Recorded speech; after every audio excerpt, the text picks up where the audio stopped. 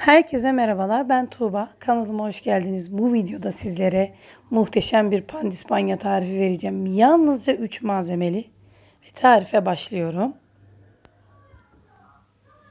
İlk olarak 4 adet yumurta beyazını çırpma kabına aldım. 1 çimdik tuz ekliyorum ve blenderımla çırpmaya başlıyorum. Köpük köpük olmaya başladığında 120 gram şekeri 3-4 parça halinde ekleyeceğim.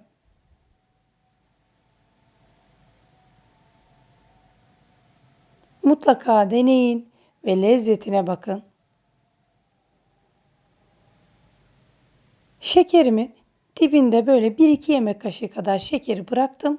Onu yumurta sarılarında kullanacağım.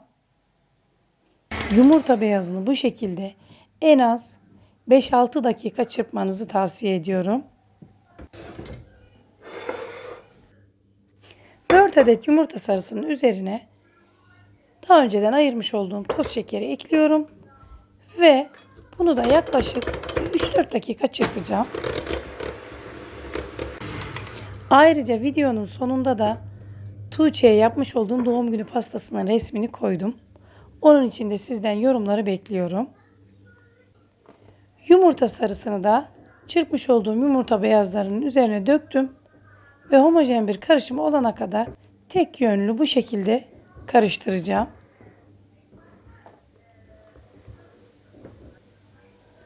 Bu pandispanyayı Tuğçe'nin doğum günü için yaptım.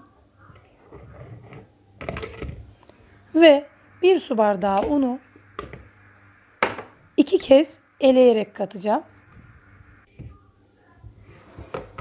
Birinciyi eledim ve ikinciyi de eliyorum.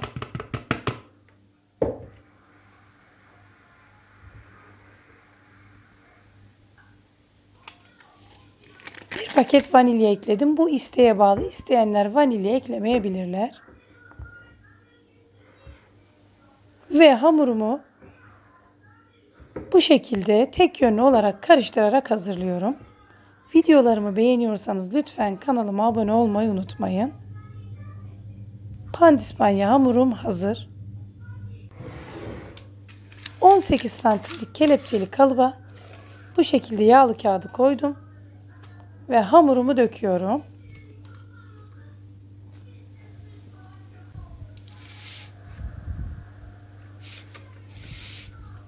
Özellikle videonun sonunda Tuğçe'nin doğum günü pastası için yorumlarınızı bekliyorum. Ve evinizde böyle bir kürdan varsa onunla pandispanyanın içindeki havaları almak için ve yüksekliğinin tam eşit ayarda olması için bu şekilde videodaki gibi içinden geçiyorum. Hamurumu tezgaha bu şekilde 3-4 kez vuruyorum. Ve 160 derece önceden ısıttığım fırında 45 dakika pişirdim. Pandispanya çıktıktan sonra bu şekilde yine tezgaha vurdum. Ve ilk sıcaklığı çıkınca kelepçeli kalıbı çıkarıyorum. Yağlı kağıtlarını da çıkaracağım.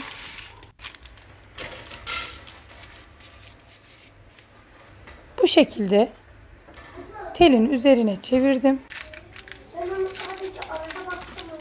Ve pandispanyamın soğumasını bekliyorum.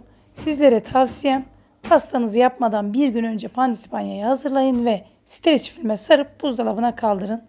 Ertesi günde kolay bir şekilde pastanızı yapın.